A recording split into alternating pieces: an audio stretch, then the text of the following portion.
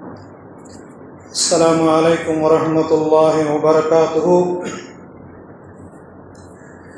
الحمد لله رب العالمين، والصلاة والسلام على رسول الله صلى الله عليه وسلم. أما بعد، فقد قال الله تعالى في القرآن العظيم والفرقان المجيد: أعوذ بالله من الشيطان الرجيم، بسم الله الرحمن الرحيم. يريدون ليطفئوا نور الله بأفواههم والله متم نوره ولو كره الكافرون. تعاونوا على البر والتقوى ولا تعاونوا على الإثم والعدوان.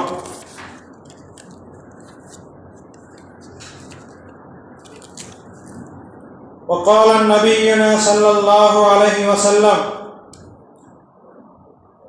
الصلاة مفتاح الجنة.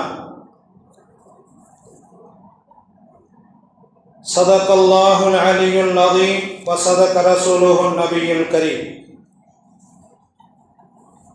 அளவற்ற அருளாளன், நிகரற்ற பேரன்புடையோன், எல்லாம் வல்ல அல்லாஹுவின் திருப்பெயரை போற்றி புகழ்ந்தவனாக நமது உயிரின் உயிரான நபிகள் ஸல்லல்லாஹு அலைஹி வஸல்லம் அவர்களின் மீதும், அன்னாரின் வாழ்க்கை நெறிமுறைகளை, மார்க்க சட்ட திட்டங்களை அப்படியே பின்பற்றி வாழ்ந்த சத்திய சஹாபாக்கள், தபஅ தாபியீன்கள், மார்க்க அறிஞர்கள், குறிப்பாக இந்த ஜும்மாவுடைய நன்னாளையிலே ஒன்று கூடி இருக்கக்கூடிய நம் எல்லோரின் மீதும் வல்ல ரஹ்மானுடைய வற்றாத பெருங்கருணை என்றும் நிலவட்டுமாக. ஆமீன். சங்கை மிகுந்த அல்லாஹுவின் நல்லடியார்களே, 1445வது அரபி வருடத்தின் கடைசி மாதமான துல்ஹஜ் மாதத்தின் கடைசி ஒரு சில நாட்களில் புத்தாண்டு பிறக்கக்கூடிய அற்புதமான ஒரு நாளையிலே அல்லாஹ் நம்மை ஒன்று போட்டு இருக்கின்றான்.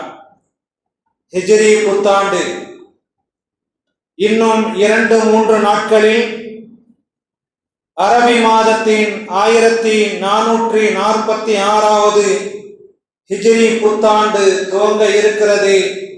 அதற்கு முன்பே அனைவர்களுக்கும் அரபி ஹிஜ்ரி புத்தாண்டு நல்வாழ்த்துக்கள் உண்டாகட்டுமாக. முஹர்ரம் மாதத்தின் மிக சிறப்பு வாய்ந்த இந்த மாதத்தின் கடைசி நாட்களான துல்ஹஜ் மாதத்திலே அல்லாஹுவின் கடமைகளில் ஒன்றான ஹஜ்ஜை நிறைவேற்றிவிட்டு பாக்கியம் நிறைந்த மதீனத்துல் முனவ்வராவையும் மக்கா முகர்ரமாவையும் நேரடியாக கண்கொண்டு பார்த்து வந்து அளவில்லாத மகிழ்ச்சி அடைந்து ஹாஜிமார்கள் தன் இல்லம் திரும்பி இருக்கின்றார்கள். உலகத்தில் வாழும் பல்வேறு நாட்டவர்களைச் சேர்ந்த ஹாஜிமார்கள் எல்லோரும் தன் வீட்டுக்கு பாவமற்றவர்களாக அன்று பிறந்த குழந்தையை போன்று திரும்பி வந்த ஒரு அற்புதமான மாதம்தான் இந்த துல்ஹஜ் மாதம். சங்கை மிகுந்த அல்லாஹ்வின் நல்லடியார்களே, ஹிஜ்ரி புத்தாண்டின் வரலாற்றை நாம் சற்று ஆராய்ந்து பார்க்கும் போது, ஹிஜ்ரத் என்ற இந்த வார்த்தைக்கு எப்படி முதலிலே பெயர் சூட்ட வேண்டும் என்பதை சஹாபா பெருமக்களோடு நபிகள் ஸல்லல்லாஹு அலைஹி வஸல்லம் அவர்கள் ஆலோசனை செய்த பிறகு, நீண்ட ஆலோசனைக்கு பிறகு இஸ்லாமிய ஆண்டுக்கு என்ன பெயர் வைக்கலாம் என்ற முடிவை இஸ்லாத்தின் 2வது ஜனாதிபதியாக புகழ்பெற்ற ஹஜ்ரத் உமர் ரலியல்லாஹு தஆலா அன்ஹு அவர்கள் அறிவிக்க செய்தார்கள், மக்காவிலிருந்து நபிகள் ஸல்லல்லாஹு அலைஹி வஸல்லம் அவர்கள் எதிரிகளால் நாடு துரத்தப்பட்ட மிக வேதனை நிறைந்த சம்பவத்தின்களால் அதன் நினைவாக ஹஜ்ரத் உமர் ரலியல்லாஹு தஆலா அன்ஹு அவர்கள் நபி அவர்களுக்கு ஹிஜ்ரத் சென்ற அந்த ஆண்டை கொண்டு இஸ்லாமிய வருடத்தின் பெயரை ஹிஜ்ரி என்று பெயர் வைத்தார்கள். ஹிஜ்ரத், நாடு துறந்து சென்ற நபி ஸல்லல்லாஹு அலைஹி வஸல்லம் அவர்களின் வரலாற்றின் சுருக்கத்தை பார்க்கும்போது, மார்க்க சட்டப்படி வாழ்வதற்கு தகுதியில்லாத நாடாக, தகுதியில்லாத இடமாக மக்கத்துல் முக்கர்ரமா விளங்கியது. ஹிஜ்ரத் செய்வதற்கு சென்ற பிறகு அதற்கு முன்னர் நபிகள் ஸல்லல்லாஹு அலைஹி வஸல்லம் அவர்களும் அவர்களோடு சேர்ந்து தன் உயிரையும் கொடுக்க தயார் நிலையில் இருந்த தன் உயிரின் தோழர்களான சஹாபா பெருமக்களும் வீட்டையும் நாட்டையும் விட்டு விரட்டி அடிக்கப்பட்டு வேறு இடத்திற்கு சென்று தஞ்சம் அடைவது என்பது தாங்க முடியாத மன உளைச்சலை ஏற்படுத்தி தரும். அந்த காலத்திலே ஹிஜ்ரத் ஏற்படுவதற்கு முன்பாக நபிகள் ஸல்லல்லாஹு அலைஹி வஸல்லம் அவர்கள் மக்காவின் மண்ணிலே வாழும் காலத்திலே அவர்களை 4 புறத்திலிருந்தும் எதிரிகள் தாக்கினார்கள். வார்த்தைகளால், வாழ்க்கையால், பணபலத்தால், ஆட்களின் பலத்தால், இப்படி என்னென்ன பலங்கள் எல்லாம் எதிரிகளிடத்தில் இருந்ததோ அவைகள் அனைத்தையும் கொண்டு முஹம்மது என்ற தனி நபரை குறிவைத்து அவரின் கூடாரத்தையே விரட்டி அடிக்க ஒரு முடிவு செய்தார்கள் மக்காவின் காபிர்கள். அவர்கள் கொடுத்த தொல்லைகள் ஏராளம். ஏதாவது ஒன்று வார்த்தையை பேசினால் அடிக்கின்றார்கள், ஏதாவது ஒரு வார்த்தையை சொல்லி ஓதினால் அடிக்கின்றார்கள், தொழுகை நடத்தினால் அடிக்கின்றார்கள், உடைமைகள், குடியிருப்புகள், மனைவி, மக்கள் என்று அனைத்தையும் சூறையாடினார்கள். வரலாற்று வல்லுநர்கள் இந்த கொடூர சம்பவம் குறித்து எழுதுகின்றார்கள், மின் தாரில் குஃப்ரி இலா தாரில் ஈமான், இறை மறுப்பு நிறைந்த வீட்டை விட்டு வெளியேறி ஈமானின் ஒளி வீசும் வீட்டுக்கு செல்ல ஹிஜ்ரத் என்ற பயணத்தை மேற்கொண்டார்கள் நபிகள் ஸல்லல்லாஹு அலைஹி வஸல்லம் அவர்கள். இஸ்லாத்தின் வரலாற்றை நாம் புரட்டி பார்க்கும்போது இந்த ஹிஜ்ரத் நடைபெறுவதற்காக வேண்டி ஆயத்தமான நேரத்திலே எல்லா விதமான சூழ்நிலைகளும் ஒத்துவராது போகவே நபிகள் ஸல்லல்லாஹு அலைஹி வஸல்லம் அவர்கள் தான் பிறந்த அந்த மக்கா தேசத்திலிருந்து எதிரிகளால் விரட்டி அடிக்கப்படும் போது அங்கே மதீனத்துல் முனவ்வராவிலே கரம் நீட்டி வரவேற்க காத்திருந்த அந்த மதீனத்து பெருமக்கள் அவர்களை அன்சாரிகள் என்று திருக்குர்ஆன் சிறப்பித்து கூறுகின்றன. உதவி செய்யக்கூடியவர்கள் என்று, ரசூலுல்லாஹ்வுக்கு உதவி செய்த பெருமக்கள் என்று மதீனாவில் வாழக்கூடிய மக்கள் குறித்து திருக்குர்ஆன் சிறப்பு பட்டம் தருகின்றது. அன்சாரிகள் மட்டுமல்ல, நபிகளாரோடு ஹிஜ்ரத் மேற்கொண்ட சஹாபா பெருமக்கள், முஹம்மது என்ற தனிநபரை குறிவைத்து தாக்கப்படக்கூடிய இந்த கலவரத்திலே, இந்த அசம்பாவித சம்பவங்கள் நடக்கப் போகக்கூடிய இந்த இடத்திலே நாம் எதற்கு நிற்க வேண்டும் என்று ஒதுங்கி விடாமல், யா ஹபீபே, யா ரசூலே, இறைவனால் அனுப்பப்பட்ட இறை தூதரே, இறுதி தூதரே, உங்களுக்கு உங்களின் மீது ஒரு தூசி விழுவதை கூட நாங்கள் சகித்துக் கொள்ள மாட்டோம் என்று சொல்லி தன் உயிரை கூட தன் சஹாபி, தன் தோழருக்காக வேண்டி, தன் நபிக்காக வேண்டி கொடுக்க தயாராக இருந்த சஹாபா பெருமக்களோடு ஒரு தலைவர், அந்த தலைவருக்கு ஏற்பட்ட என்ன சோதனைகளோ அதே நிலை தன் பிறப்புகளுக்கும் தன் உறுப்பினர்களுக்கும் அதை அடைந்தார்கள். நபிகள் ஸல்லல்லாஹு அலைஹி வஸல்லம் அவர்கள் மாத்திரம் தன் குடும்பத்தை விட்டு, தன் பொருள்களை விட்டு, தன் சொத்துக்களை விட்டு பிரியவில்லை, நாடு திறக்கவில்லை. அவர்களோடு சேர்ந்த உயிரை கூட கொடுப்பதற்கு தயார நிலையிலே இருந்த சஹாபா பெருமக்கள் அவர்களும் தன் உடைமையை இழந்தார்கள், அடி வாங்கினார்கள், உதை வாங்கினார்கள், ஏச்சு பேச்சுக்கு ஆளானார்கள், குடும்பங்களை இழந்தார்கள். எல்லோருமாக ஒன்று சேர்ந்து வாழ தகுதி இல்லாத, வணக்க வழிபாடுகள் செய்வதற்கு தகுதி பெறாத இந்த மக்கா தேசத்திலிருந்து நாங்கள் ஒளி வீசக்கூடிய மதீனாவை நோக்கி ஹிஜ்ரத்து படை சென்ற போது அங்கே கரம் நீட்டி வரவேற்றார்கள் அன்சாரி தோழர்கள். ஹிஜ்ரத்து செய்வதற்கு நபிகளாரோடு சஹாபா பெருமக்கள் என்ற அந்த கூட்டம், வரவேற்பதற்காக வேண்டி மதீனாவிலே காத்திருந்த அன்சாரிகள் என்ற அந்த கூட்டம், இரண்டு கூட்டங்களும் அன்று தினத்திலே இல்லை என்றால் இன்று நாம் இஸ்லாத்திலே இருந்திருக்க மாட்டோம். இறைவனால் அங்கீகரிக்கப்பட்ட மார்க்கம் இஸ்லாம் என்ற அந்த மார்க்கம் நமக்கு கிடைத்திருக்காது.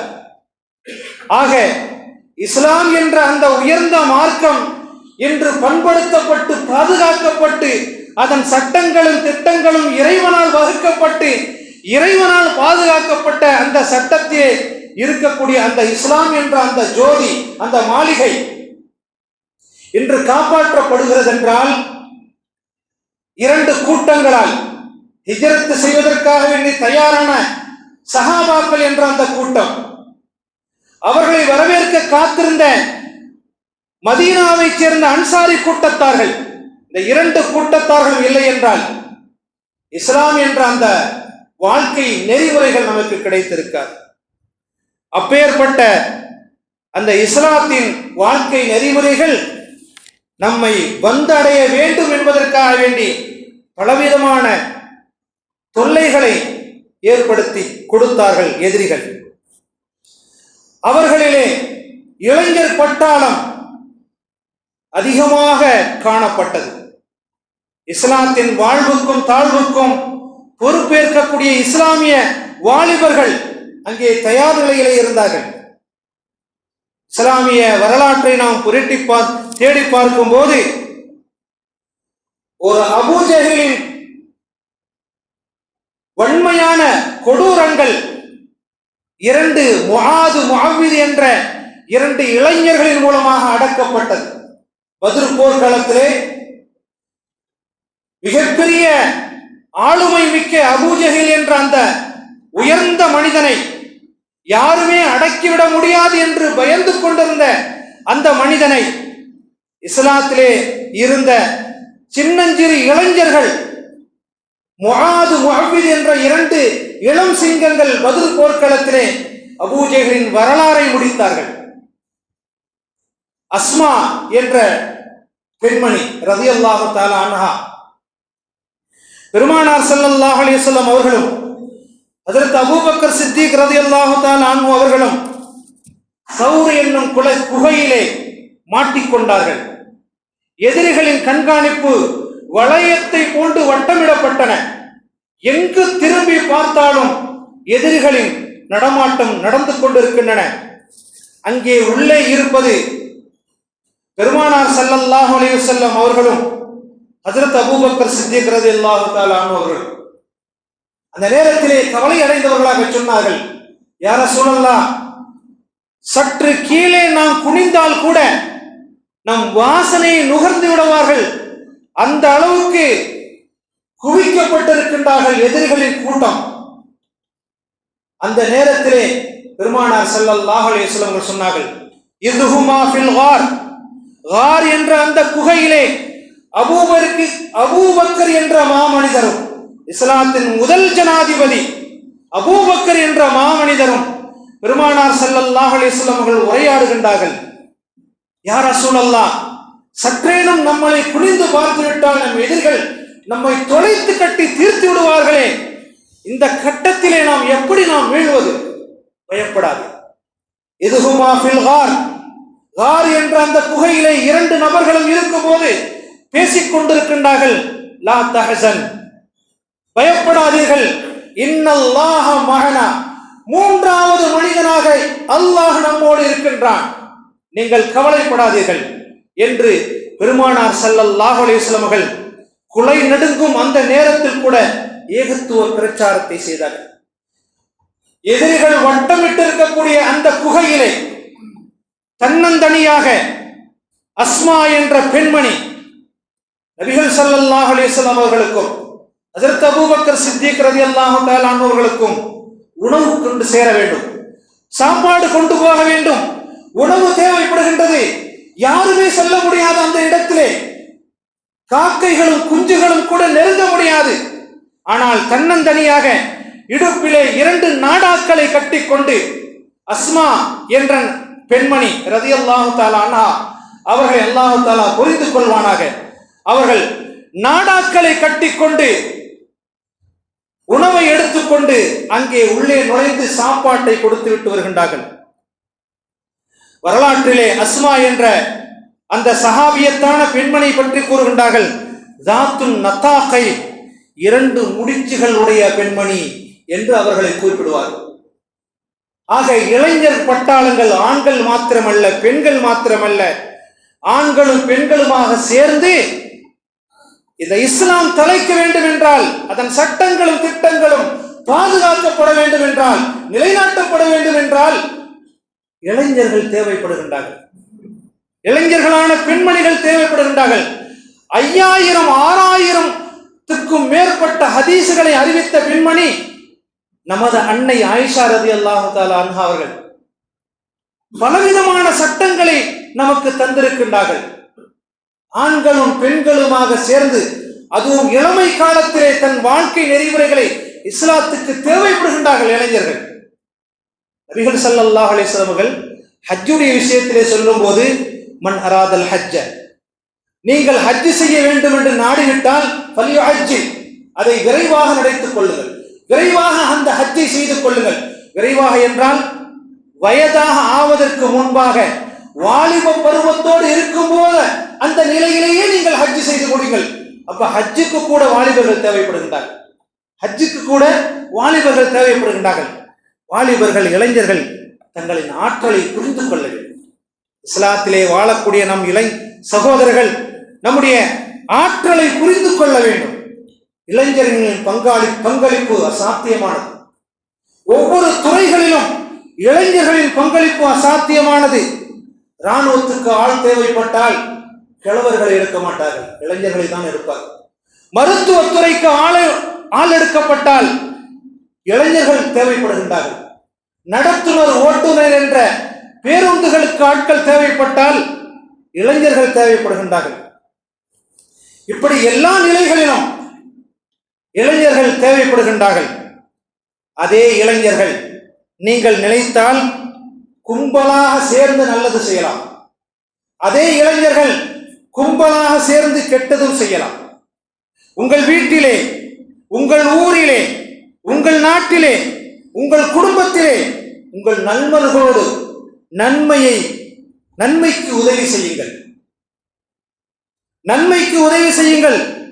தக்வா என்னும் இறை அச்சத்துக்கு உதவி செய்யுங்கள். அருமையான இளம் பெருமக்களே, இளைஞர்களே, நீங்கள் நினைத்தால் எதை வேண்டுமானாலும் சாதிக்கலாம். ஒருவர் நினைக்கின்றார், ஒரு இளைஞர் 10 நபரோடு உறவு கொண்டு 10 நபரோடு நண்பராக இருக்கின்றார்.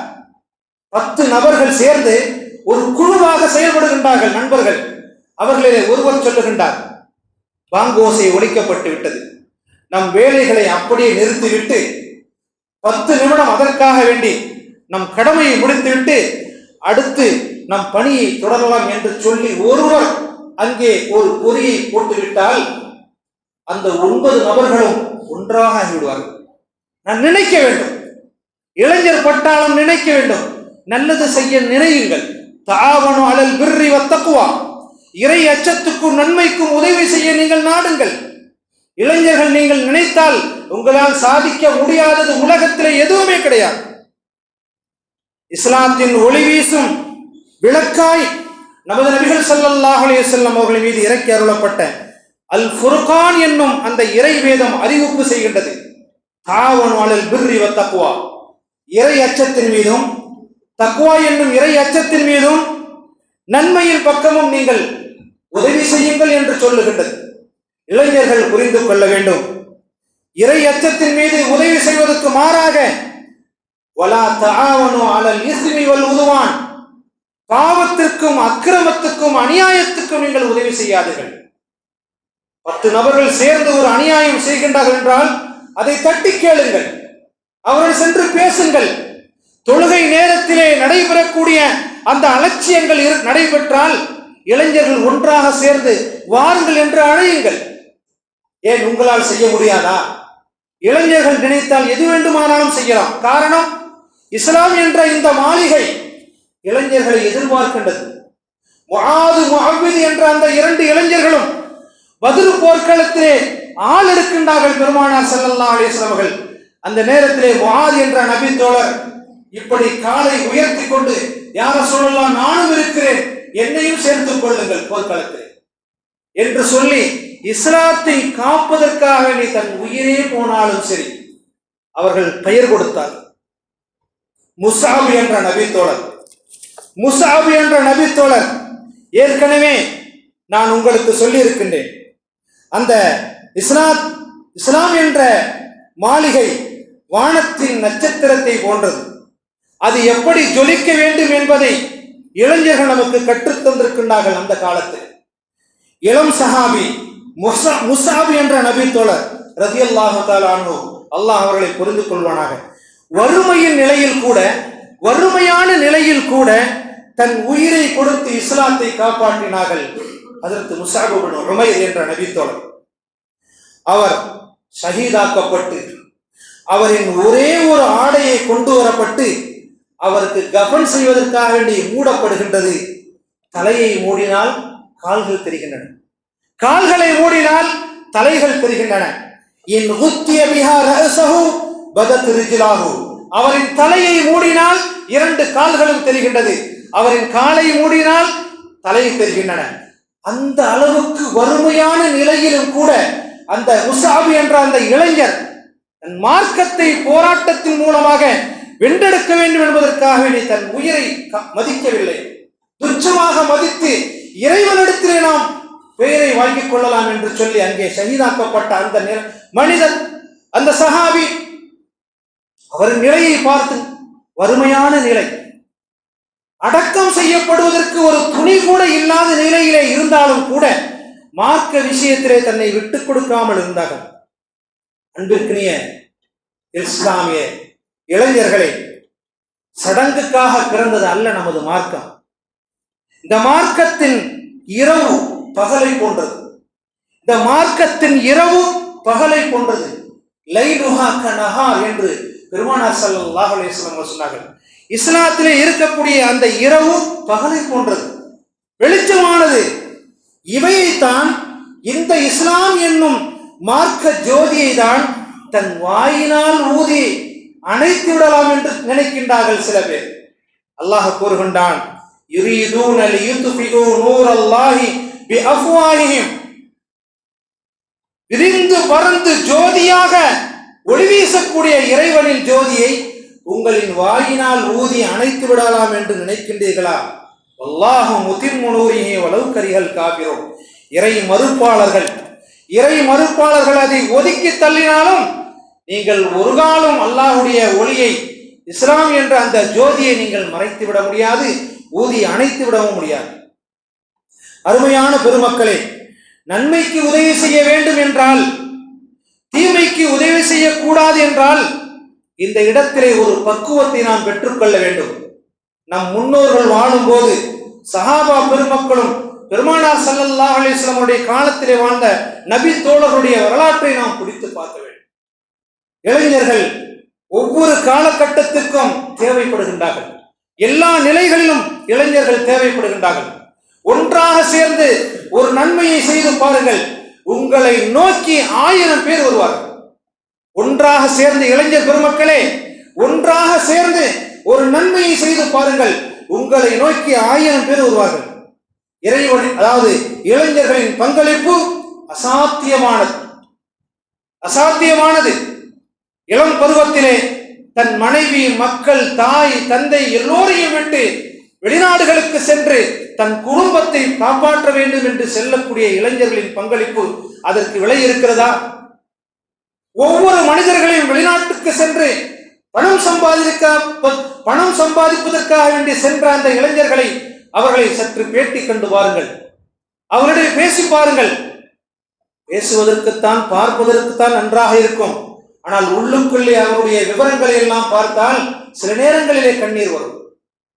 ஆனால் இவைகளெல்லாம் மறைத்துவிட்டு, இந்த துன்பங்களை எல்லாம் தூக்கி எறிந்துவிட்டு, தன் குடும்பத்துக்காக வேண்டி, தன் பிள்ளைக்காக வேண்டி, தன் மக்களுக்காக வேண்டி, தன் தாய் தந்தைக்காக வேண்டி உழைக்கக்கூடிய அந்த குடும்பத்திலே யார் தேவைப்படுகின்றார் என்றால் ஒரு இளைஞர் தேவைப்படுகின்றார்.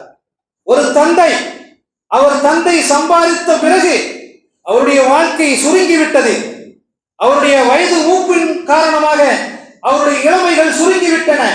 ஆனால் அந்த தந்தை எதிர்பார்ப்பது தன் பிள்ளைகளை. அந்த பிள்ளைகள் அந்த குடும்பத்துக்கு தேவைப்படுகின்றார்கள்.